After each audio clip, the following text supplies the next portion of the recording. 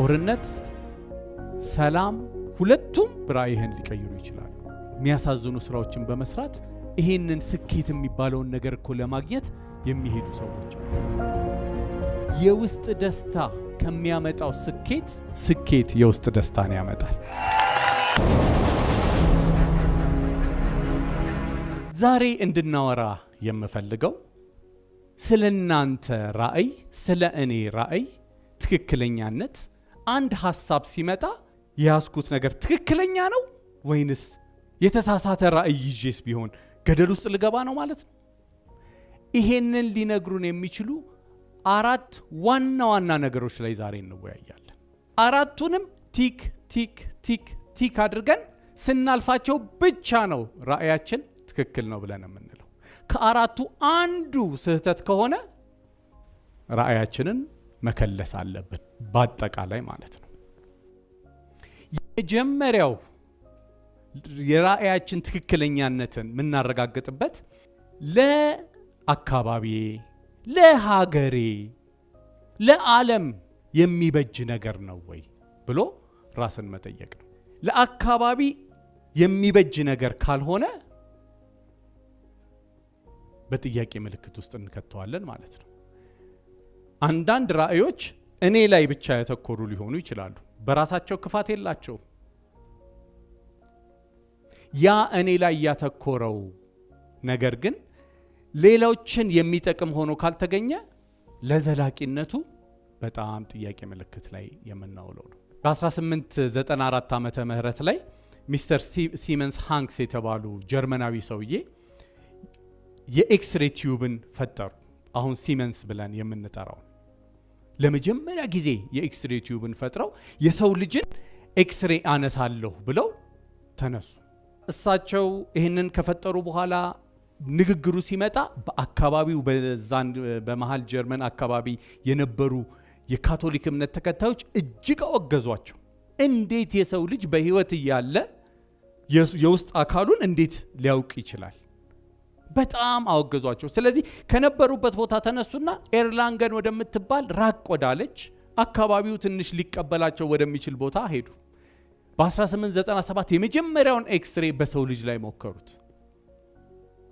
ሲታይ ለካ ችግርን ሊፈታ የሚችል ነገር ነው። ለካ ለአገር ለህዝብ መፍትሄ ነው። ዛሬ ላይ በጣም ብዙ ከኤክስሬ ከሲቲ ስካን ጋር የተያያዙ እንደዚሁም ሌሎች በቲዩብ የሚሰሩና ጨረራ መንጭ መሳሪያዎች ዓለማችን ላይ በመኖራቸው የብዙ ሚሊዮኖች ህይወት ከበሽታ ታድገዋል።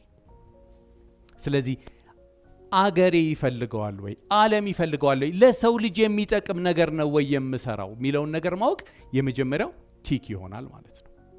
ሁለተኛው አስተሳሰብ ወይንም ዕውቀት። ለአንድ ነገር የምናውቀው ዕውቀት በጣም መሰረታዊ ነው። የዕውቀት ግራፍ ምን አይነት መሰላችሁ?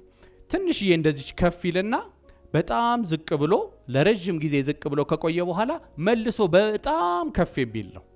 እቺ ትንሽዬ ከፍ የምትለዋ ጥራዝ ነጠቅ የምንላት እቺ የመጀመሪያ ትንሽዬ ዕውቀቷ ናት። ለምሳሌ እኔ አሁን ሆዴም ቢያመኝ ጉግል ገብቼ እንደዚህ ያሞኛል ብዬ ብለው 3 ምርጥ ድንቅ የሆኑ ጥያቄዎችን ይነግረኛል ጉግል ራሱ። ከነገረኝ በኋላ ሄጄ ሐኪሙ ጋር እነዛን ነገሮች ሳወራ አዎ ልክ ነህ ብሎ በጣም በሚገርም ነገር ያንን ነገር ሊነግረኝ ይችላል።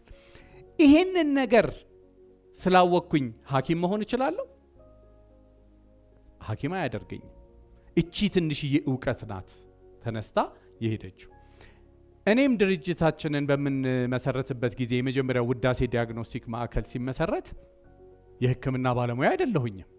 ነገር ግን ዲያግኖስቲክ ሴንተር ምንድን ነው? እስቲ በተለይ ደግሞ በኢሜጂንግ ላይ ያለ ነገር ምንድን ነው የሚለውን ነገር ግን ለማወቅ ብዙ ማንበብ፣ ማየት፣ ካታሎጎች ማገላበጥ ነበረብኝ። እነዛን ነገሮች ዕውቀት ካገኘው በኋላ ነው ይህንን ነገር 100% ባይገባኝም መሰረቱን ይዤዋለሁ።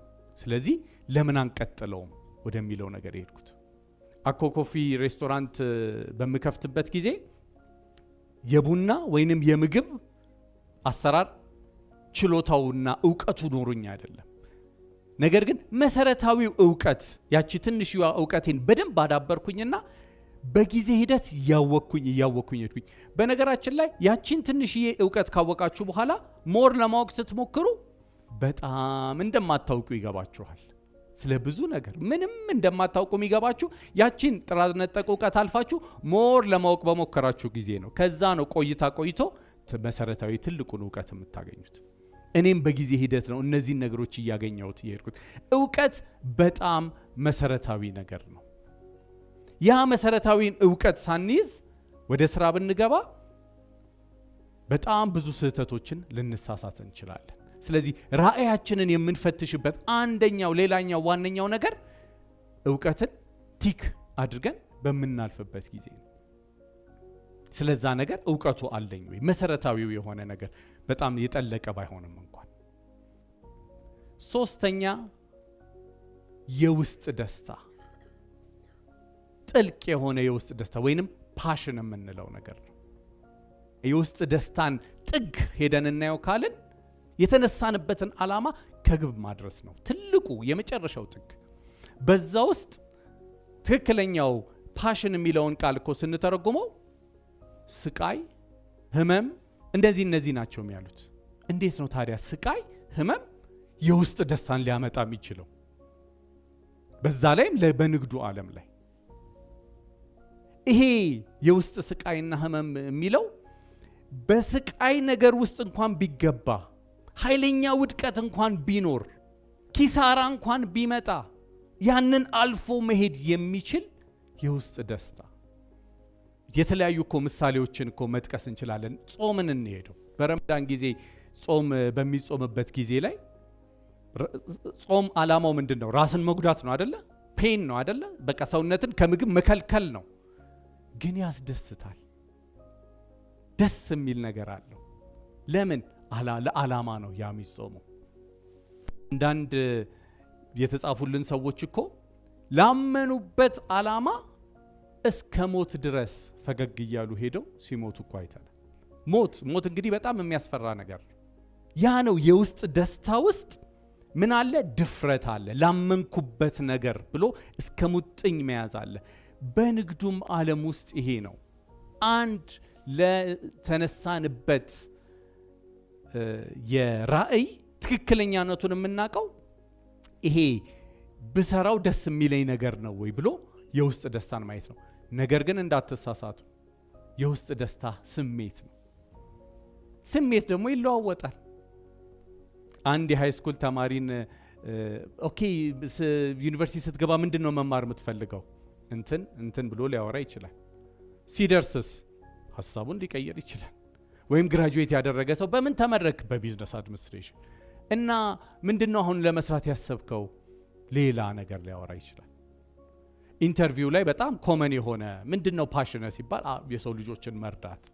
ጥሩ ፓሽን ነው፣ ግን ይሄ ለኢንተርቪው የሚመጥን ነው። በእውነተኛው ዓለም ላይ የውስጥ ስሜት ተለዋዋጭ ነው። የውስጥ ስሜት ተለዋዋጭ ነው ማለት ምን ማለት ነው? በሌላ አባባል ራእይ ይለዋወጣል ማለት ነው። አንድ ራእይ ይዘን ለዘላለም የምንቀጥለው ነገር አይደለም። እንደ ጊዜው እንደ ወቅቱ ራእያችን ራሱ ሊቀየር፣ ሊለወጥ፣ ሊያድግ፣ አዲስ ሊወለድም ይችላል ማለት ነው። ይህንን ትክክለኛውን የውስጥ ደስታን ለማግኘት ዕለት በዕለት በምንኖረው የኑሮ ህይወት ላይ ያንን እያገኘ ነው የምንሄደው ነገር ነው። እኔ መጀመሪያ የሲቲ ስካን ማሽንን ለመግዛት በማስብበት ጊዜ ሲቲ ስካን ምን እንደሆነ አይዲያው እንኳን አልነበረኝም። እንኳንስ ገብቼ ልሰራው ይቅርና እኔ ከአንድ ወዳጄ ጋር ስናወራ በእኔ ጭንቅላት እሱ የሚያወራው የሚመስለኝ ሲቲ ስካን ሲለኝ ሲቲ ከተማ CITY የሚለውን ስካን ማድረግ እና በሄሊኮፕተር ይሄ ከማዘጋጃ ቤት እንግዲህ ካርታ የሚሰጡን ምናምን ነበር የሚመስለኝ ሁላ። ከዛ እሱን ሰርች ለማድረግ ነው ምን ለማለት ፈልጎ ነው ብዬ CITY ስካን ብዬ ሳረግ ነው አርባን ዴቨሎፕመንት ምናምን የሚል ነገር መጣና የሆነ ቦታ ላይ የሆነ ማሽን ስለ ጭንቅላት ስለምን እሱ ከሚያወራልኝ ነገር ጋር የተያያዘ እንዴ ብዬ ገብቼ እሱን ካየሁት በኋላ ነው ዋው ይሄ ነገር እኮ አገራችን ውስጥ የለም፣ ይሄ እኮ ለሰው ይጠቅማል። እንኳንስ ፓሽን ኖሮኝ ልጀምረው ይቅርና ምንነቱንም ሳላውቀው ነው ጀምሬው። ግን እየሄድኩኝ እየሰራሁኝ እያለ ግን ያ ተነሳሽነት ያ የውስጥ ነገር እየጨመረ መጣ። አንድ ቀን ማታ ላይ ስልክ ተደወለልኝ። ከጥቁር አንበሳ ነበር ስልኩ የተደወለልኝ፣ ኢመርጀንሲ ዲፓርትመንት። እባክህን አንድ መንገድ ላይ አደጋ ደርሶባቸው የመጡ ሰዎች አሉና እንድትተባበሩን ነበረ። ምንድነው? አይ የጠረጠርነው ጭንቅላታቸው ውስጥ ደም ፈሷል አልፈሰሰም የሚል ነው። እሺ ላኳቸው። ከፕሪስክሪፕሽኑ ጀርባ ላይ ታካሚው አቅም ስለሌላቸው ተባበሯቸው የሚል ጽፎ ሐኪሙ ስሙን ስልኩን አድርጎ ላከልን። ኪሳቸው ውስጥ የተገኘው 24 የኢትዮጵያ ብር ብቻ ነበር። መጡ፣ ተነሱ፣ ሄዱ። ከረጅም ጊዜ በኋላ ድንገት ቢሮ አንድ ቅዳሜ ጠዋት ጂንስ ቲሸርት አድርጌ እንደ ኖርማል ቅዳሜ ቢሮ እንዳጋጣሚ ነበርኩኝ። ሰው ይፈልግሃል አሉኝ። ባለቤቱን እንፈልጋለን ብለው የሆኑ ሰዎች መጥተዋል። አቤት። አይ አንተን አይደለም ባለቤቱን ነው የፈለግነው አሉኝ። እኔ ነኝ አልኳቸው። በዛ ገረማቸውና እሺ ብለው ገቡ። ባልና ሚስት ናቸው፣ ትልልቅ ናቸው። ተቀመጡ። ወረቀቱን አውጡና አሳዩኝ።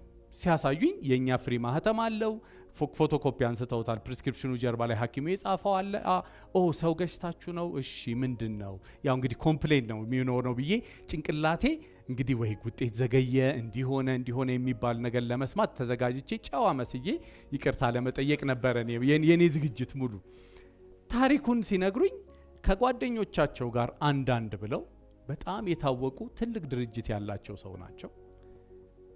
ከዛ በኋላ የመኪና ቁልፋቸውን ይዘው እየሄዱ ያለ ዝናብ ነው። አስፋልቱን ሊሻገሩ ሲሄዱ መንገድ ላይ መኪና ይገጫቸዋል። የገጫቸው መኪና በዛው ይጠፋል። የአካባቢ ሰው ይመጣል። ፖሊስ እስኪጠራ ይጠበቃል። እሳቸው እያሉ ፖሊስ መጣ። ጭቃ በጭቃ ሆነዋል። ማንነቱ አልታወቀም። አንስተው ፒካፕ መኪና ላይ ይወረውሯቸዋል። ጥቁር አንበሳ ሲደርሱ ነው እንግዲህ ሐኪም የደወለልኝ። እኛም ደግሞ መርምረን ጭንቅላታቸው ውስጥ ይሄ ደም ፈሷል ብለን ያንን አያይዘን ላከን። የጥቁር አንበሳ የጭንቅላት ቀዶ ጥገና ክፍል ሄዶ ለካ ያንን ነገር አውጥተውላቸው እየታከሙ እያለ ወዲያው መታከም ስለነበረባቸው ቤተሰብ መኪናዋ የወደቀችበት ቦታ ጋር ተነስቶ በማጥናት ያሉበት ቦታ ከሁለት ቀን በኋላ ይደርሳሉ። ከዛ እሳቸው ኦልሬዲ ሕክምና ላይ ስለነበሩ ሕክምናቸውን ይጨርሳሉ። ይህንን ነገር ጨርሰው ሲወጡ ባንኮክ ብድግ ብለው ይሄዳሉ። ባንኮክ ሲሄዱ ምንም እኛ መረዳችሁ ነገር የለም፣ የተሰጣችሁ ነገር በቂ ነው፣ ይህን መድኃኒት ብቻ በዚህ ለውጡት ብሎ ላኳቸው። እዚህ መጡ። ከዛ በኋላ ነው ምንድን ነው ብለው ሲያዩ ይህንን ነገር ያዩት እና ምንድን ነው ለምንድን ነው ያደረግከው? አሁን እኔ አቅም አለኝ፣ ስለዚህ እኔ የምከፍለው ነገር ካለ ልክፈል።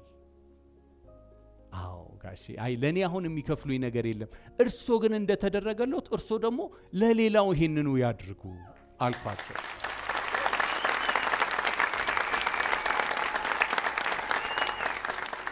በጣም የገረመኝ ነገር ያ ሰው እኮ እኔ ይሆን ነበር፣ አንቺ ልትሆኑ እኮ ትችሉ ነበር።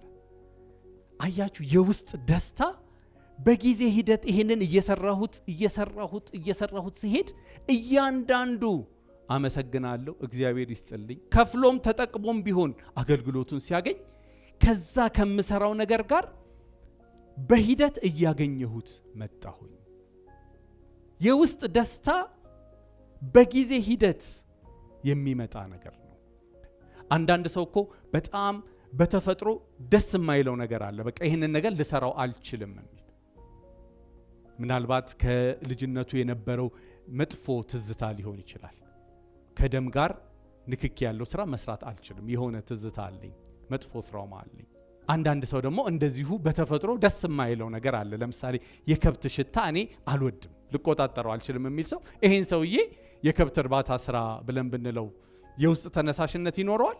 ዘላቂነት ያለው ነገር ሊኖረው ይችላል? አይችልም። በሌላኛው ወገን ደግሞ በጣም የከብቶች ጠረን እበታቸው ሽታው ሲመጣ ደስ የሚለው ላሚቷ ቧ ስትል በሲል በጉ ለሱ ኢንስትሩሜንታል ሙዚቃ የሆነለት እማዬ ያንን የከብቶቹን እበት እንደዚህ አርጋ ካደረቀች በኋላ ዳቦ እየጋገረች ጭሱ እንደዚህ ሲወጣ ከውጪ ሲመጣ የዳቦውና የእበቱ ጭስ ተቀላቅሎ ያለው ሽታ የሚያሰኘው አንዳንዴማ ሲል አንዳንዴ ደግሞ ካፊያ ሲያካፋ ደግሞ የአፈሩ ሽታ ራሱ ደስ የሚለው ይሄ ሰው እንዲህ ለካ ፓሽን ያለው እዛ ነው ብሎ ምን የመሰለ ስራውን ትቶ ገጠር ሄዶ ከብቶቹ ጋር ተፍ ተፍ ተፍ ሲል ነገር ሳይሳካለት ሊቀርም ይችላል። ዩሲ እያልኳችሁ ያለሁት ምንድን ነው? የውስጥ ደስታ የምናገኘው ዓለማችንን ፈጥረን የተፈጠርንባት ዓለም ውስጥ ገብተን በመኖር አይደለም። ነገር ግን እለት በእለት በምንኖረው የህይወት ሂደት ውስጥ ነው የውስጥ ደስታን እየፈጠርን የምንሄደው። ስለዚህ ፊት ለፊታችሁ አጋጣሚ አለ፣ ያዙት። ነገር ግን የመጀመሪያውን ለዚች ምድር ይጠቅማል ወይ? ቲክ። ስለዛ ነገር እውቀቱ አለኝ ወይ? ቲክ። የውስጥ ተነሳሽነት አለኝ ወይ? ቲክ አድርጋችሁ ማለፍ መቻል አለባችሁ። የሌለኝም ነገር ከሆነ ተምሬ አመጣዋለሁ። በሂደት የሚገኝም ነገር ነው። ግዴታ እኔ የተማርኩት በዚህ ትምህርት ነውና እሱን ካልሰራው ሞቼ ይገኛለሁ ብለን አንቆምም ማለት ነው። ሁለት ባልና ሚስቶች በቅርብ እኔ ጋር መጡ። ታሪካቸውን፣ ሁኔታቸውን በሚነግሩኝ ጊዜ የውስጥ ተነሳሽነታቸው እንዴት ህይወታቸውን በምን አይነት መልኩ እንደቀየረው በዝርዝር አወራን። አሁን ይሄ የምነግራችሁ የውስጥ ተነሳሽነት ቲክ ካደረግን በኋላ አራተኛ በጣም ወሳኝ የሆነ ነገር ቲክ ማድረግ አለብን። ሶስቱንም ቲክ ብናደርግም አራተኛውንም ቲክ ማድረግ አለብን። አራተኛው ምንድነው? ገንዘብ። የምንሰራው ስራ ዘላቂነት መኖሩን የምናረጋግጥበት ነገር ምንድነው? ገንዘብ በጣም ብዙ ሰው የሚሳሳተው መሰረታዊ ስህተት ነው። ገንዘብ በራሱ ግብ ከሆነን ገንዘብን በራሱ ገንዘብ ማግኘት ግብ አድርገን ከያዝን በጣም የሚኮረኩረን ደስ የሚለን ነገር ነው። ደስታን ስሜት ነው የሚሰጠን። ገንዘብን ራሱ 100 ሚሊዮን ብር ቢኖረኝ ብያው ተነስቼ ቢሄድ የሆነ የሚኮረኩር ነገር ነው። ምን ማለት ነው? በቃ ይሄን አይነት መኪና ብነዳ፣ እንደዚህ አይነት ቤት ቢኖረኝ፣ እንዲህ አይነት በራሱ ስሜትን ነው የሚነካው። ልክ እንደዚሁ በገንዘብ ብቻ አይደለም እኮ ስሜትን የሚነካው፣ እውቀትም ሊሆን ይችላል። ፕሮፌሰር ብሆን ሰው ሁሉ ሲያገኘኝ ፕሮፌሰር እያለ ቢጠራኝ ይሄም የሚኮረኩር ነገር ነው። እንደዚህ አይነት ምኞቶችን አይደለም አሁን እኔ የምላችሁ። ገንዘብ ደስታን ይሰጣል ወይ? አዎ ይሰጣል። ምንም በዚያ አትጠራጠሩ። ነገር ግን የደስታው አይነት የሚወሰነው በምናወጣው አወጣጣችን መንገድ መሰረት ነው። የምናወጣው የገንዘቡን የምናወጣበት አወጣጥ የኛን ደስታ ይወስነዋል። ሌሎችን ለሚጠቅም፣ ሌሎችን ለሚያግዝ፣ ለሌሎች ለሚረዳ ነገር በምናወጣበት ጊዜ ረዘም ያለ ደስታን ይሰጠናል። እራሳችን ላይ በምናወጣበት ጊዜ በጣም ያነሰ ደስታ ይሰጠናል። ቆንጆ ምግብ ራሴን ብጋብዘው ደስ ይለኛል፣ ግን እስከ መቼ? እስከ ነገ። በጣም ምርጥ መኪና ቢይዝ ደስ ይለኛል፣ እስከ መቼ? ጓደኛዬ ከኔ የተሻለ መኪና እስከሚኖረው ድረስ። ልክ የሱን መኪና ሳይ የኔ መኪና አሮጌ ትሆንብኛለች፣ ትሰለቸኛለች። ሌሎችን በምንረዳበት ጊዜ ግን ረዘም ያለ ደስታን የምናገኝበት ነው። ስለዚህ አወጣጣችን የደስታችንን መጠን ይወስነዋል። ይሄ ብቻ አይደለም፣ ከችግርም የሚያወጣን ነው። ብዙ ሰዎች ከላይ ያሉትን ሶስቱን ቲክ ቲክ ቲክ ያደርጉና አራተኛው ላይ ሲደርሱ እንዴ እኔ ለገንዘብ ነው እንዴ የምሰራው? አዎ ለገንዘብ ነው የምትሰራው። በጣም መሰረታዊ ነገር ስለሆነ መንግስታዊ የሆነ ድርጅት ቢሆንም መንግስታዊ ያልሆነ ተቋም ቢሆንም ለትርፍ የተቋቋመ ተቋም ቢሆንም ዘላቂነት ያለው ስራ ለመስራት የገንዘቡ ምንጭ በእርግጠኝነት መስተካከልና መያዝ አለበት። ስለዚህ እነዚህ ሁለቱ ባልና ሚስት እኔ ጋር የመጡት ሰዎች ታሪካቸውን ሲነግሩኝ በጣም ልብ ያዘነ። ባልና ሚስት ከተጋቡ በኋላ ባል በጣም ልዩ የሆነ ራዕይ አለው። ይሄ ራእይ ለዚች ዓለም መፍትሄ ሊሆን እንደሚችል የሱ ራእይ እርግጠኛ ነው። ቲክ አድርጎታል። ስለዛ ነገር በቂ ዕውቀት አለው። ቲክ አድርጎታል። ተነሳሽነት አለው። በቃ ጧት ቀን ማታ ቤታቸው ውስጥ የሚወራው እሱ ነው። ቲክ አድርጎታል። ገንዘብ ያመጣል ወይ? ኦፍ ኮርስ ብሎ እሱን ፓርት አልፎታል። ከዛ በኋላ ለዛ ነገር ሊያስፈልጋቸው የሚችለውን ገንዘብ ሲያዩ፣ ሪሶርሳቸውን ሲያዩ የተወሰነ ገንዘብ ያስፈልጋቸዋል። ያንን ገንዘብ ካዩት በኋላ ምን እናድርግ ብለው አሰቡ። የባለቤቱ እናትና አባት ጋር ይሄድና እንደዚህ ነገር አስበን ነበረ፣ ስለዚህ ለዚህ ደግሞ ይሄን ያክል ገንዘብ ያስፈልገናል። እኛ እኮ ገና አሁን ጡረታ መውጣታችን ነው፣ ይሄን ያክል ገንዘብ ከየት ይኖረናል? እነሱም መለሱና አዎ ይሄንንማ እንደሌላችሁ እናውቃለን፣ ግን ቤታችሁን በባንክ ብናስይዝና ይህንን የባንክ ብድር እዚህ ላይ ብናወጣው ይህንን ነገር መልሰን ሌሎች ብዙ ነገር ማድረግ እንችላለን ብሎ አሰቡ። ይህንን ነገር ነገሯቸው። ልጅ እናቷን አሳመነች። ልጅና እናት ተባብረው አባት ላይ ተጽዕኖ አድርገው አመነ። አባት እሺ አለ። እንግዲህ ምን አደርጋለሁ? ምን ኖረውም ለእናንተ አይደል እንዴ አለ። መጨረሻ ላይ ገንዘቡን ተበደሩ፣ ኢንቨስት አደረጉ። የፋይናንስ የገቢ ምንጩ ወጪው ምኑን በትክክል ስላልሰሩት ያመጣው ገንዘብ በቂ ወጪ አይደለም፣ ጭራሽ ሌላ ተጨማሪ ይፈልጋል። ያ ደግሞ ካልመጣ ጭራሽ ሌላ ስራ መስራት አልቻሉ። በዚህ አጣብቂኝ ውስጥ ገቡ። ጊዜው ደረሰ። ባንክ መጣ። ቤታችሁን በአራጅ ልንሸጠው ነው አለ። ቤተሰቡ ውስጥ ብጥብጥ ተፈጠረ። ትልቅ ሐዘን። ገና ሃይ ስኩል የምትማር ልጅ እነሱ ቤት ትኖራለች። ሶስተኛዋ እህቷ ተያይዘን ሄደንማ አንቺ ቤት አንገባም አለ አባት። አላየውም አይኑ። የት እንኑርሽ? እንደዚህ አይነት አጣብቂኝ ውስጥ የገቡት በአግባቡ የገንዘብን ምንነት ስላልተረዱ ነው። አያችሁ፣ መንግስታዊ ያልሆነ ተቋምም እየሰራን እኔ ጎዳና ላይ ያሉ ህፃናትንና አዛውንቶችን ከጎዳና ላይ አንስቼ መኖሪያ ቤቴን ለነሱ ሰጥቼ እነሱ እያኖርኳቸው እያበላሁ እያጠጣሁ መኖር እፈልጋለሁ።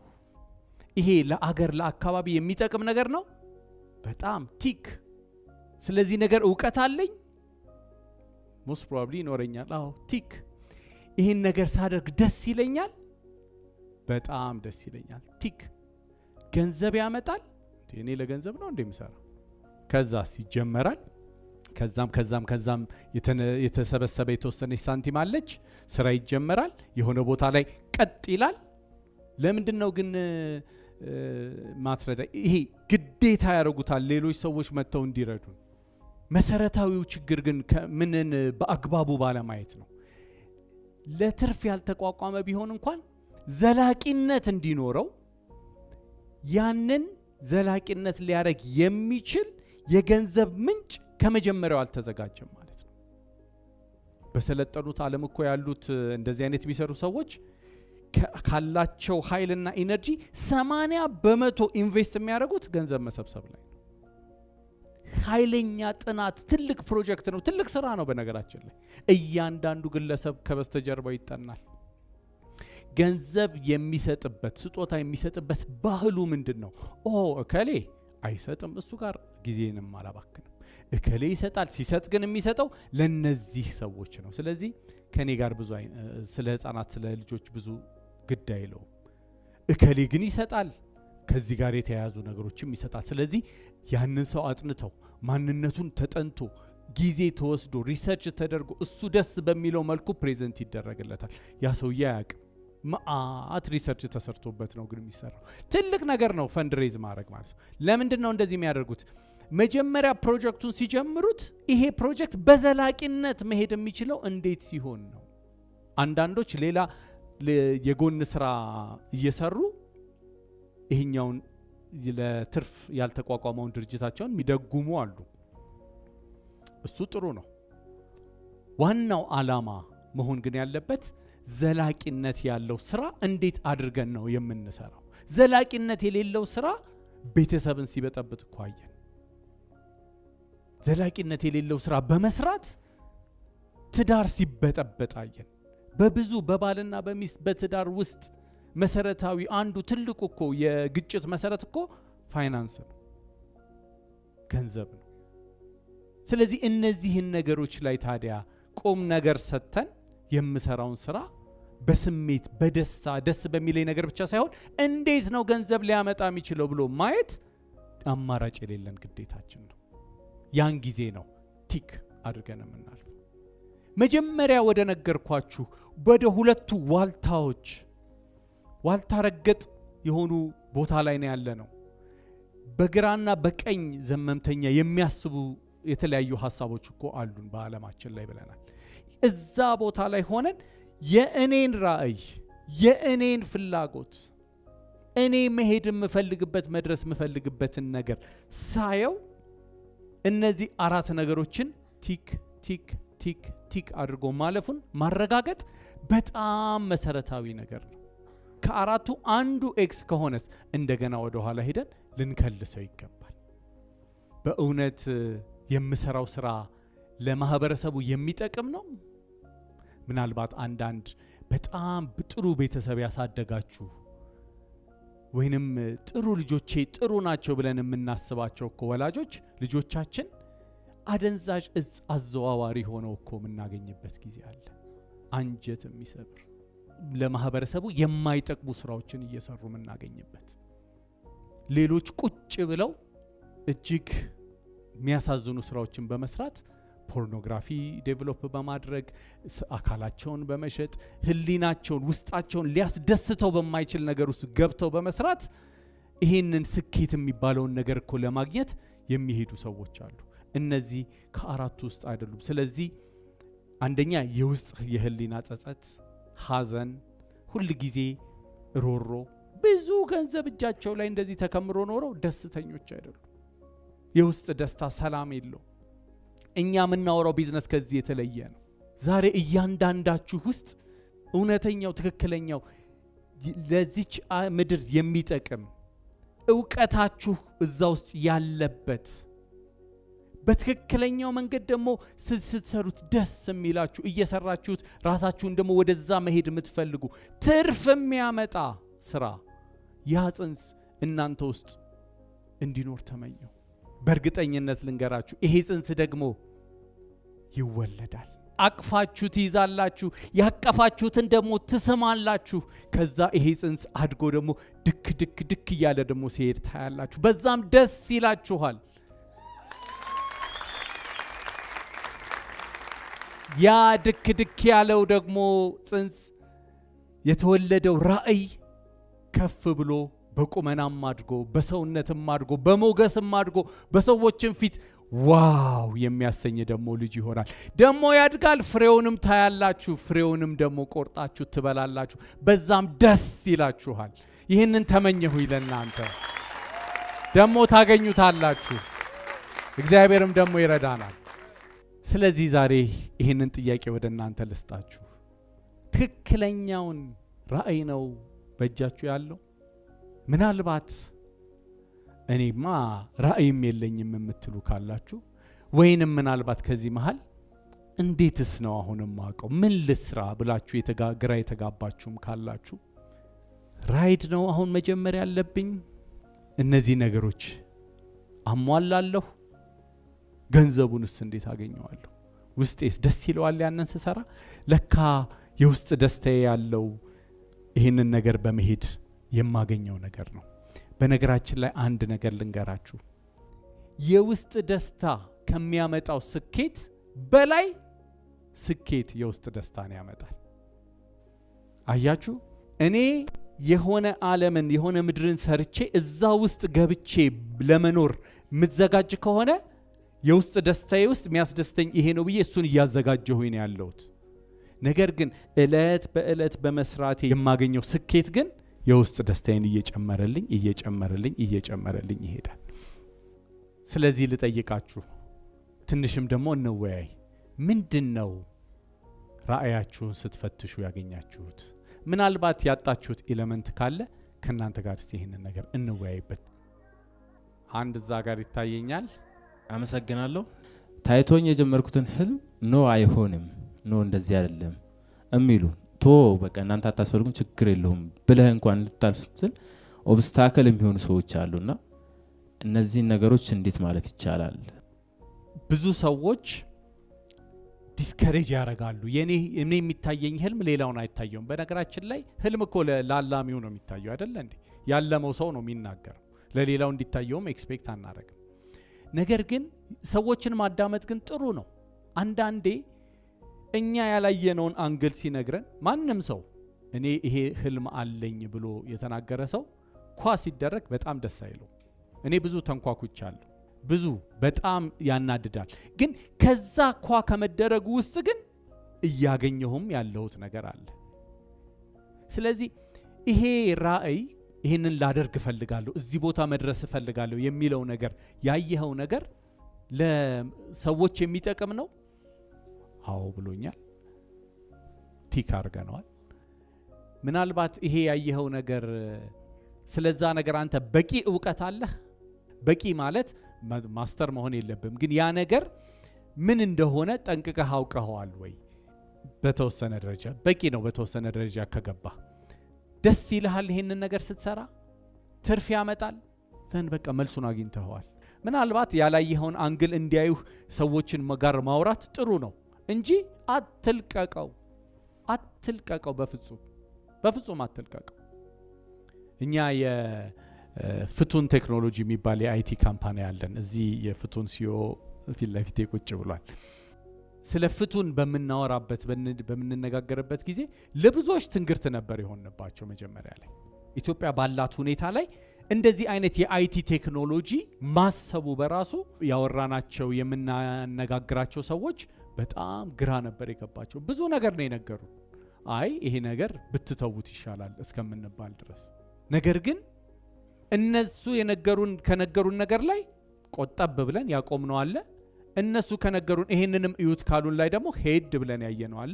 በጣም ብዙ ውይይቶች፣ ንግግሮች፣ ራእዮች፣ ማስፋቶች ከዛ ፌል ሲያደርጉብን እንዴት አድርገን ነው የምንዘጋው ከዚህ የምንወጣው ብለን እስከምንነጋገር ድረስም የደረስንበታል። በዚህ ሂደት ውስጥ ግን እየተማርን እያደግን እያወቅን አይናችን የበለጠ እየተከፈተ ሄደ እንጂ ቁልቁል አልወረድንም። ስለዚህ ላንተም የምመክርህ እንደዚህ አይነት ሰዎች እንዲነግሩህ አድርግ። ሲነግሩህ ግን ለምሳሌ ትርፍ አያመጣም ያከስራል ከሆነ እንዴት ያከስራል በላቸው። በዚህ መልክ ምናልባት ላንተ ደግሞ የታየህ ለየት አድርገህ የምትሰራው ሊሆን ስለሚችል ያንን ነገር የሙጥኝ ይዘህ እስከ መጨረሻው ሂድ። አላማህን አትሳተው። ኮንሲስተንሲ እና ዲሲፕሊን በጣም ፍዳ የሚያበሉኝ ነገሮች ናቸው። ለምሳሌ ዛሬ ያረኩት ነገ ላረገው ይችላል፣ የዛሬውን ላረገው ይችላል። ዲሲፕሊን ላይ ደግሞ አሁን እዚህ ጋር መስራት እያለብኝ ሳልሰራው ትቼው በቃ የዛሬ ወር እንትን ስል ሰበብ ስፈጥር ከጓደኞች ጋር ለዝናና ልጣስል ምናምን ነገሮችና እነዚህ ሁለት ነገሮች እንዴት ነው ማዳበር የምንችለው? አንተስ እንዴት አዳበርካቸው? አንድ ታሪክ ልንገርህ። ስራ እንደጀመርን ውዳሴ ዲያግኖስቲክ ማዕከል ውስጥ እኔው ነበርኩኝ የማርኬቲንግን ስራ ወይንም የሽያጭ ስራ ነው የምሰራው፣ ሄጄ ማስተዋወቀው። አንድ ቀለታ ሄድኩኝና የሲቲ ስካን ማሽን የሚክል ትልቅ ነገር አለን። በዛን ጊዜ የምነዳት መኪና በጣም አሁንም አለች፣ ዳማስ ናት። በቃ ምትል ዳማስ አለች። እሷን ነበር ይዤ ሄድኩት። ከዛ በኋላ ሰዎችን ካነጋገርኩ በኋላ ትልልቅ ሐኪሞች ናቸው፣ በቃ ለኢትዮጵያ የከበዱ። እነሱን አነጋግሬ አንደኛው ሐኪም እየሸኘን ዋው አንተ ሲቲ ስካን ማሽን ገዛ፣ ዲያግኖስቲክ ሴንተር ከፈትክ ብሎ ስለኔ በጣም ነው የሚያወራው እና ወጣትነቴ ልጅነቴ ገርሞታል። በቃ እቺ የልጅ ሀብታም እያለ በቃ እንዲህ ያሉ ነበር የሚያየኝና ሄጄ ስገባ እዛች መኪና ውስጥ ክው አለ። አልጠበቀም እንደዚህ አይነት የሆነ ወይ ፓጃሮ ምናምን ነገር ነበር የጠበቀ። ያንን መግዛት ግን አቅቶኝ አልነበረም። የውሳኔ ጉዳይ ነበር፣ የዲሲፕሊን ያልኩህ ጉዳይ ነው። ያንን መንዳት እያማረ እየፈለክ ነገር ግን አሁን ላለሁበት ሁኔታ ይሄ ነው ወሳኙ ወይንስ በሚቀጥለው አመት ደግሞ ተጨማሪ አልትራሳውንድ ብገዛ ነው የሚሻለኝ ወይስ ተጨማሪ ኤክስሬ ነው? ይሄ በእኛ ሀገር ማህበረሰብ ውስጥ ሆነህ ሰው ሁሉ የሚያየው አሃ ይሄ ነገር እንዴት ነው ብሎ ነው እና ይሄንን ዲሲፕሊን ማምጣት በጣም ያስፈልጋል። ስለዚህ አንዱ ዲሲፕሊንን ለማምጣት ትልቁ ነገር ክብር፣ ዝናን ዝቅ ማለት፣ ትሁት መሆን። በጣም ትሁትና በጣም ወሳኝ ነው። ሁለተኛው ሌላው ዲሲፕሊን ደግሞ በጣም የሚያመጣው ቅድምም ከተነጋገርነው ነገር ጋር ራሴን ሁል ጊዜ እኔ ባላደራ አርጌ ነው ማየው። አሁን በተለይ ገንዘብ ላይ ስንመለከት ራሴን ባላደራ አርጌ ነው ማየው። እኔ ራሴን ባላደራ አርጌ ሳየው ፈጣሪ ይሄንን ገንዘብ ሲሰጠኝ አደራ ብሎ ሲሰጠኝ የሰጠኝ አንድ ዓላማ ይዞ ነው ብዬ አምናለሁ። እሱም እንዳበዛው ነው። እኔ ያንን ነገር አቅፌ እንድምነሸነሽበት፣ እንድደሰትበት፣ ፈታ እንድልበት ነው ብዬ አላምንም። ስለዚህ ለማብዛትና ለሌሎች ለመድረስ ደግሞ ይህንን ነገር በአግባቡ ትክክለኛው ቦታ ላይ ማውጣት አለብኝ። ያ የዲሲፕሊን መሰረት ነው። አንዳንድ ሰው ቅድም እንደተነጋገር ነው ገንዘብ ደስታን የሚሰጠው ለሌሎች ሊረዳ ለሚችል ነገር ስናውለው ነው ብለን ስንል በቃ እያነሳን እንበትኗ ወይንም እዚህ ጋር በኋላ ተሰልፋችሁ በቃ ለኛም በትንልን እንዳትሉኝ። ባላደራ ነኛ እኔ ዝም ብዬ መበተን አልችልም። የኔ አይደለም፣ እኔ አደራ ነው የተሰጠኝ። በአግባቡ በወቅቱ ትክክለኛው ቦታ ላይ ሊያበዛ የሚችል ቦታ ላይ ኢንቨስት እንዳደርገው ነው። ስለዚህ ብዙ ጊዜ ለሚለምኑኝ ሰዎች ኖ እምልበት ጊዜ አለ። ባላደራ ነኝ፣ የኔ አይደለም። ምክንያቱም ትክክለኛ ኮዝ አይደለም፣ ትክክለኛ ምንጭ አይደለም። ይሄ ዲሲፕሊንን ይጠይቃል እና እንደዚህ አይነት ነገሮችን በማየት ራስን ዝቅ አድርጎ የአገልጋይነት የባላደራነት ስሜት ይዘን ብንሄድ በእርግጠኝነት አሁን አንተ ያልከውን ነገር ታገኛለህ። ጊዜው ያንተ እንዳልሆነ ሲገባህ ዝም ብለህ ልትተኛ አትችልም። ምክንያቱም ኤክስ ድርጅት ውስጥ ብትገባ እኮ በዚህ ሰዓት ግባ በዚህ ሰዓት ውጣ ብሎ ጊዜውንህን ነው አይደል የሚገዛው። አንተ የራስህ ድርጅት ሲሆን አይ እኔ እንደፈለግኩኝ ተኝቼ እውላለሁ ዲሲፕሊኑ አያስፈልገኝም ብለህ ካልክ ባላደራ አይደለህም ማለት ነው። ለተሰጠህ ጊዜ በአግባቡ ጊዜህን ይሄ ጊዜ ለካ ፈጣሪ የሰጠኝ እንድሰራበት ነው ብለህ ለካ ያንን በአግባቡ አልተጠቀምክም ማለት ነው። ስለዚህ በጊዜም ነው፣ በገንዘብ ብቻ አይደለም።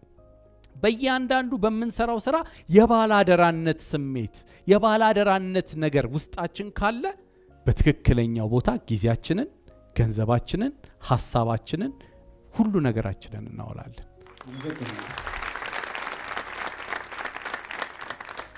ያለኝ ጥያቄ ምንድነው? ቅድም መጀመሪያ ላይ ስትጀምር ራዕይ እንደ ጊዜ ሊቀየር ይችላል ያልከን ላይ ትንሽ ግር ስላለኝ ነው። እሱን በደንብ ታብራራልን። ራዕይ ይቀየራል። አዎ አይገርምም? ለምን? ከራዕይ ትክክል ነው ብለው ከሚያስመላክቱት አንዱ ነገር በጣም ተቀያያሪ ስለሆነ በትክክለኛው መንገድ ትክክለኛው ራዕይህን የምታገኘው አንዱ ነገር በመንገድ ላይ የሚሄድ አጋጣሚን በመያዝ ነው። እድል ሁል ጊዜ እኮ ከኛ አካባቢ አብራን ትሄዳለች። በጣም ብዙ እድል እኮ በግራና በቀኝ ያልፈናል። ጥቂት ብልጦች፣ ጥቂት አዋቂዎች ግን ያንን እድል ያዩና ይይዙታል። ይሄንን እድል ስትይዘው ወይ ይሄንን እኮ አልነበረም እኔ እኮ ከልጅነቴ ስመኝ የነበረው ብለህ ከለቀቀው ዘን በቃ ራዕይህን አጣኸው ማለት ነው። እዛው ላይ ልክ ስትይዘው ግን እዛው የያዝከው ቦታ ላይ ይሄ ለካ ራዕይ ሊሆን ይችላል ብለህ ይሄንን ራዕይህን በዚህ ዙሪያ ይዘኸው ስትሄድ ውዳሴ ዲያግኖስቲክ ማዕከል የሚባል ድርጅት ትከፍታለህ ማለት ነው።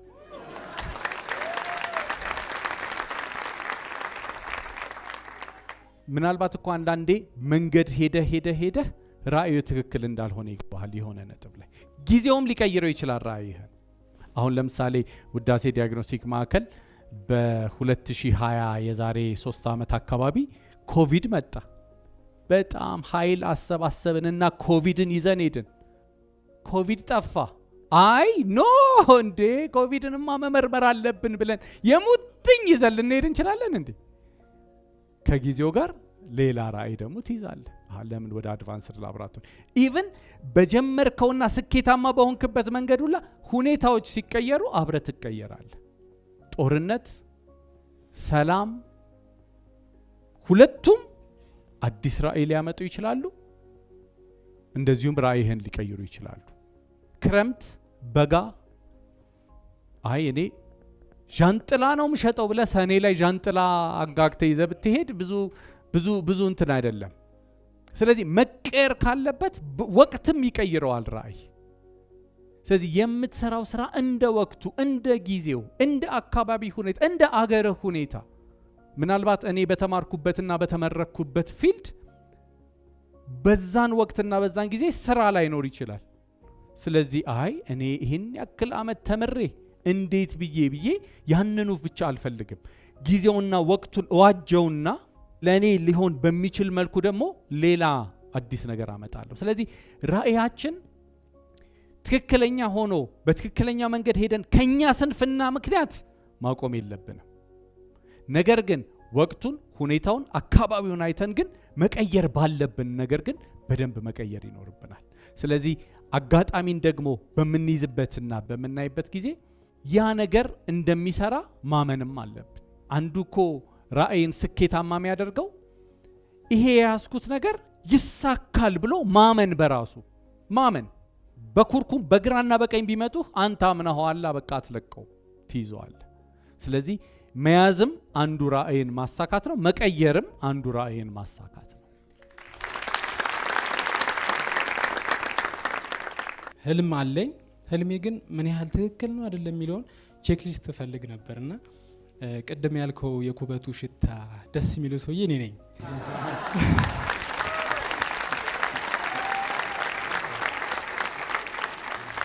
ተፈጥሮ በጣም ታማኝነቷ ደስ ይለኛልና ያንን ነገር ነው መስራት የምፈልገውና እውነት ቼክሊስቶችን አብሬ ለሰው ይጠቅማል። አዎ ቼክ ያረኩ እውቀት አለኝ፣ የተወሰነ ፓሽን አለኝ። ቅድም እንዳልከው ማን ነው እስቲ እንዲህ ስሜት ያለው ሲል ስትል ልነሳ ነበርና የዛን ያህል ስሜቱ አለኝ ማለት ነው።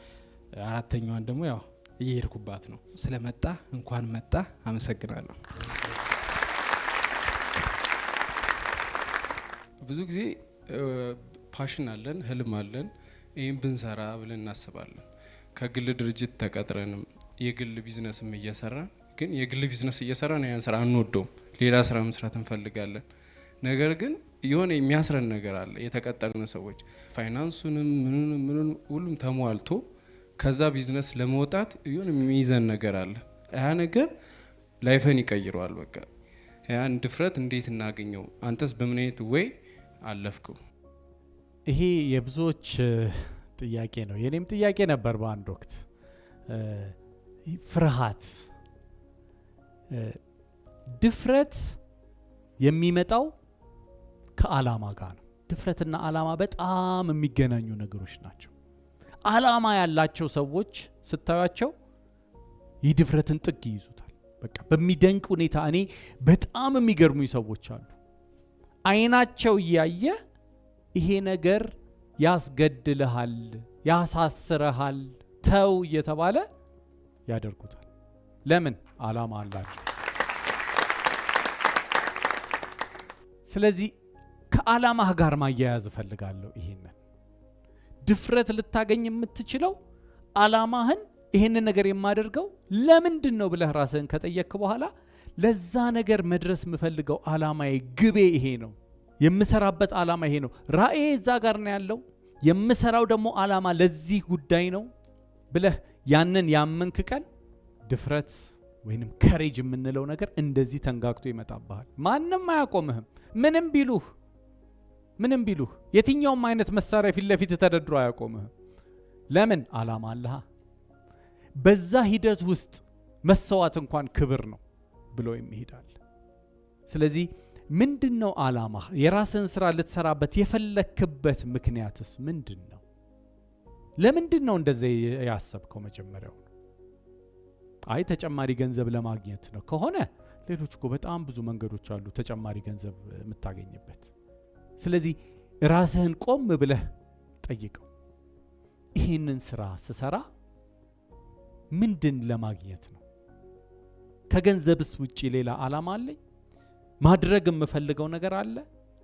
ያንን ያወቅከው ቀን በምድር ላይ ያለ ኃይል አንተን አያቆምህም። ስለዚህ ቆም ብለህ የቤት ስራዎችን እነሱን ስራ። የምትሰራው ስራ ነገር አምነዋለሁ ወይ?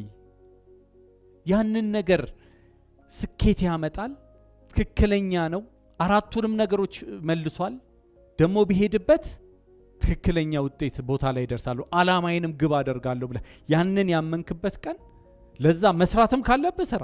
ምን ማለት ነው? አንዳንዴ ይሄ እምነት ይሄ ነገር ኖሮ ግን እውቀቱ ወይንም ስኪሉ ላይኖር ይችላል። ስለዚህ እውቀቱን ማዳበር ካለበት ስራም አለው። ያንን እውቀትም አዳብር። በጊዜ ሄደ እያዳበርክ እውቀቱን እያገኘው ስትሄድ እኮ ድፍረቱም አብሮ ይመጣል። አንዳንዴ እውቀት ከማጣት ነው ፍርሃት በጣም ብዙ ጊዜ የሚመጣው። አንድን ነገር ማታቀው ነገር ውስጥ መግባት ያስደነግጣል። ስታውቀው ስለዛ ነገር ስትለምደው እውቀትህን ስታዳብረው ለዛ ነገር ይወራል። ከዛ ደግሞ ራስህን አዘጋጅ። ጤንነትህን ጠብቅ። ምን ያገናኘዋል ጤንነት በጣም መሰረታዊ ነገር። ፊዚካል ጤንነትም የአይምሮ ጤንነት። እዚህ ውስጥ የምታስገባውን ነገር ራሱ በስነ ስርዓት ጠብቀው። ኔጌቲቭ ነገር ስለዛ ነገር መጥፎ ነገር ኔጌቲቭ ነገር የከሰሩ ሰዎች ወይንም የማይሆን ነገር ባስገባህ ቁጥር አንተ መጨረሻ ኔጌቲቭ ሆኖ ይቀራል።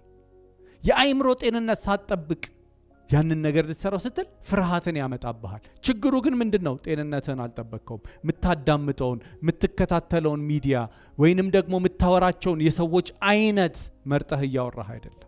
ስለዚህ ጤንነት በጣም መሰረታዊ ነው። ፊዚካል ጤንነትህንም ጠብቅ። ስፖርት መስራት ካለብህ ስፖርት ስራ።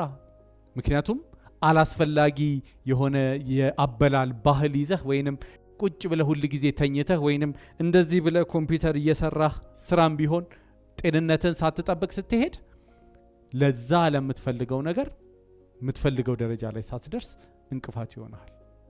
ኦፍ ኮርስ ጤንነት ብለን ስንል የሰውነት ጤንነት አለ፣ የአይምሮ ጤንነት አለ፣ መንፈሳዊ ጤንነትም ደግሞ አለ። ከፈጣሪ ጋር አላይንድ ሆነህም ኑር።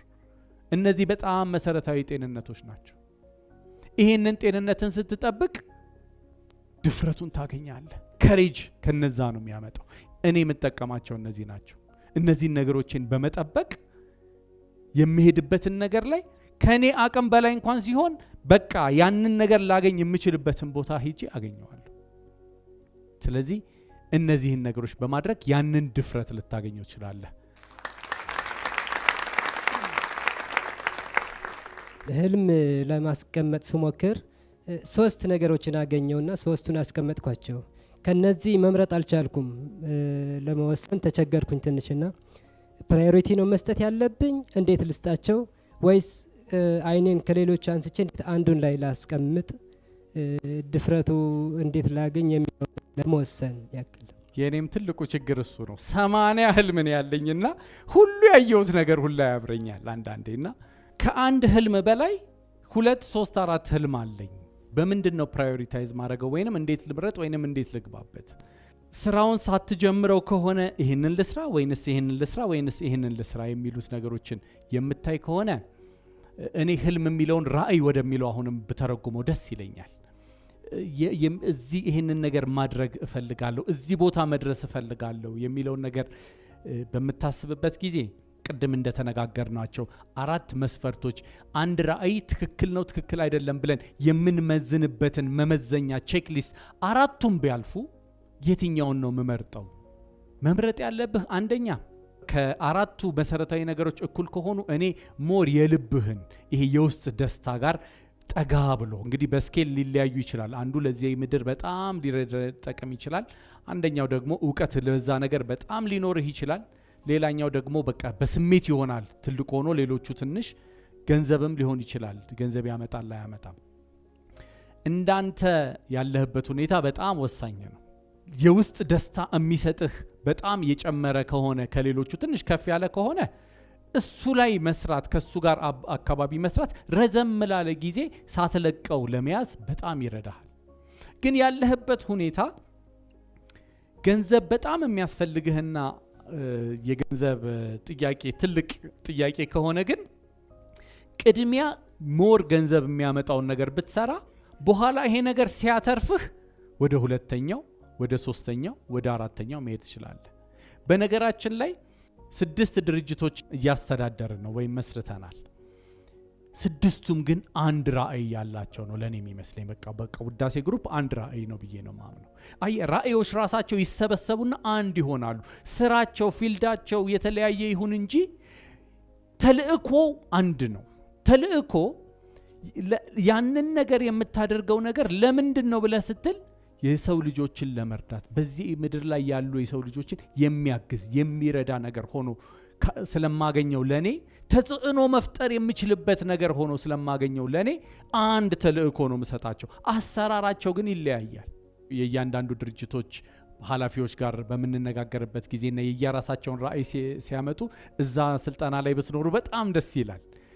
በጣም የተለያየ ነገር ነው የሚያወሩት፣ ግን አንድ አይነት ነገር ነው የሚያወሩት። አንዱ እኮ የትምህርት ቤት ባለቤት ነው፣ አንደኛው የምግብ ስራ ላይ ነው የሚሰሩት፣ አንደኛው የጤና ላይ ነው፣ አንዱ ከምንም የማይገናኝ ነው፣ ግን አንድ ነገር ነው የሚያወሩት።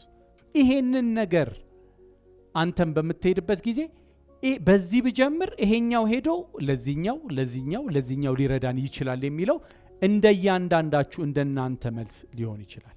ነገር ግን አንተ በጣም እድለኛ ሰው መሆንህን በዚህ አጋጣሚ ልነግርህ እፈልጋለሁ። የብዙዎች መጥፎ ችግር፣ ጤናማ ያልሆነው ችግር ራዕይ የለኝም ነው። አንተ እኮ ተርፎብሃል።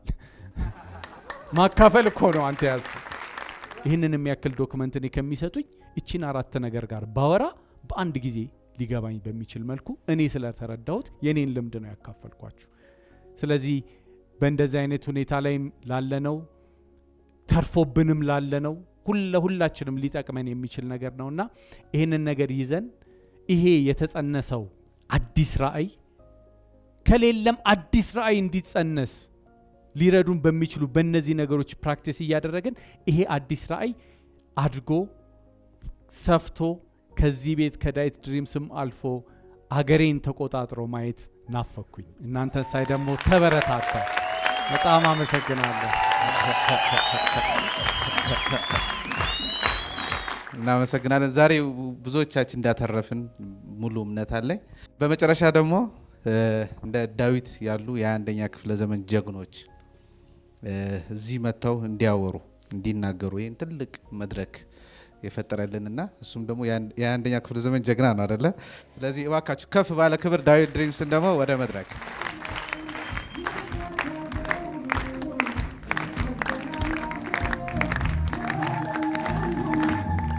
ዳዊት ባለፈም ሲመጣ አይተነዋል፣ ዛሬም አይተነዋል። የሚገርም ዊዝደም ነው ያለውና አንድ ቢዝነስ ራን ማድረግ በጣም ከባድ ነው። እሱ አንድ ቢዝነስ አይደለም 6 ናቸውና ሁሉም ደግሞ ብራንች አላቸው። አኮ ስንት ነው ያለው? አኮ አሁን 5 አለው። 5 ነው ያለው። 24 ሰዓት ነው የሚሰራው አንድ ቢዝነስ 24 ሰዓት ማስቀጠል። ላይብረሪ ያለ እዚህ የተከማቸ እናውቀዋለና ካፌ ከፍተን 5 ሚሊዮን ከስር መጥተናል። ማለት 24 ሰዓት ብዙ ሰው ይጀምራል እኮ ሳምንት አይቆያትም፣ ወር አይቆየውም። እና በመጽሐፍ የማይጠቀስ አለ ዊዝደም ገና ያልተቆፈራል እና የሆነ ጥበብ አለ እና የተለያዩ ናቸው። ከሕክምና ወደ ምግብ ቤት፣ ከምግብ ቤት ወደ አይቲ። ግን ጊዜ ያለው ደግሞ ለማንበብ፣ ለማጥናት፣ ለመረዳት ሰፊ ያለ ማለት የሚመለከተው የማይመለከተው ሰፋ ያለ መረዳት አለውና በጣም ነው ማደንቆ። አንዴ ከፍ ባለና መስከነ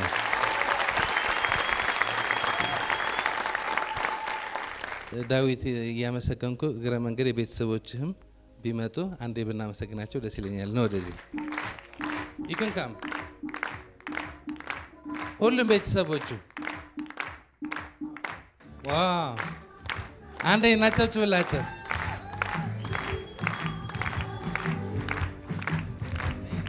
እናመስግናቸው ለነሱ። እኔ ከዳዊት ጋር በመስራቴ ይሄ ተምሬያለሁ፣ ይሄ ተረድቻለሁ፣ እኔም እንደዚህ የተቀየርኩ ነው የሚል የቀደመ ሰው እንሰጣለን። እሺ አመሰግናለሁ። አንድ ነገር ለማለት ነው። እኔ ቅድም እዛ ጋር የተነሳ ጥያቄ አለና ሰዎች ከተቀጠሩበት ወጥተው የራሳቸውን ቢዝነስ የሚጀምሩት ምን አይነት ድፍረት አግኝተው ነው የሚል ጥያቄ ተነስቷል ለዳዬ። እና እኛ ዳዬ በየጊዜው ሚቲንግ ላይ ራሱ ለኛ ትሬኒንግ ነው። እኛ የተቸገርነው ደግሞ እሱን እናጣዋለን ብለን ነው መውጣትና በጣም የተቸገርነው ይሄንን ነው። ዳዬ በዚህ አጋጣሚ በነፃ ለምትሰጠን ትምህርት እናመሰግናለን፣ እንወድሃለን። በስራም በቤትም በሁሉም በጣም እንወድሃለን።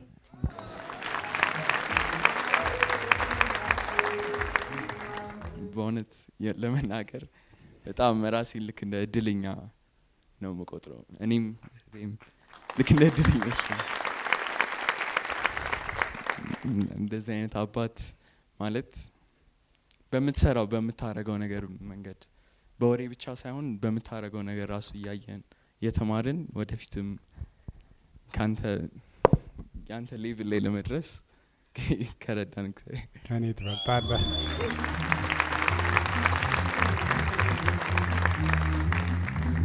ቢዩቲፉል ቢዩቲፉል። አመሰግናለሁ። ዳዬን ማቀው ገና በጣም ልጅ ሆኜ ነው። አንድ ሰፈር ነበርን፣ በታክሲ እየሄደ ነው ማቀው እና ለእኔ በጣም ትልቅ ምሳሌ የሚሆን ሰው ነው። እዚህ ቤት ነው የተናገርኩት። ያንቺ ሂሮ ማን ነው ሲባል ዳዬ ነው ያልኩት እና የኔ ሮል ሞዴሌም ነው። በጣም ደፋር ሰው ነው። ሪስክ ቴከር ነው። ምንም ይመጣል ብሎ የሚፈራ ሰው አይደለም። የሆነ ነገር ካመነበት ይሄንን ከሱ ተምሬያለሁ። ስለዚህ ቅድም ስለ ራሱ ነው የሚያወራው የነበር። አንዳንድ ሰዎች አይፈሩም ሲል ማለት ነው። ለስ ጎ። እኔ ድንቅ ነኝ፣ እኔ ድንቅ ነኝ፣ አንቺ ድንቅ ነሽ፣ አንቺ ድንቅ ነሽ፣ አንተ ድንቅ ነህ፣ አንተ ድንቅ ነህ፣ እኛ ድንቅ ነን፣ እኛ ድንቅ ነን። ትልቅ ህልም አለኝ፣ ትልቅ ህልም አለኝ፣ ትልቅ ራዕይ አለኝ፣ ትልቅ ራዕይ አለኝ። ህልሜ ይቻላል፣ ህልሜ ይቻላል። አቅሜ ከመረዳቴ በፊት አቅሜን ከመረዳቴ በፊት ህልሜ የማይቻል ይመስለኝ ነበር፣ ህልሜ ማይቻል ይመስለኝ፣ ከአቅሜ በላይ ይመስለኝ ነበር፣ ከአቅሜ በላይ ይመስለኝ ነበር። የሆነ ሰዓት ተነቃቃሁ ሳይሆን ተነቃቀፍ ሳይሆን ነቃሁ። ስለነቃሁም ህልሜ ለማሳካት መሆን ያለብኝ ሆንኩ፣ መስራት ያለብኝ ሰራሁ፣ መድፈር ያለብኝ ደፈርኩ፣ መከፈል ያለበት መስዋዕትነት ያለምንም ድርድር ከፈልኩ። ይኸው 6 ኩባንያዎች፣ አንድ ኩባንያ 5 ብራንች፣ ሁለተኛው ኩባንያ 7 ብራንች እያለ የሄደ ነው። ከዛ በላይ ግን ይሄን የመሰለ ግሩም ቤተሰብ ድንቅ ልጆች ፈጣሪ ሰጥቶኛልና አደራው ተቀብዬ በማመስገን አገሬን ቀይራለሁ፣ አፍሪካን ቀይራለሁ፣ ዓለምን ቀይራለሁ። ሲደክመኝ አላርፍም።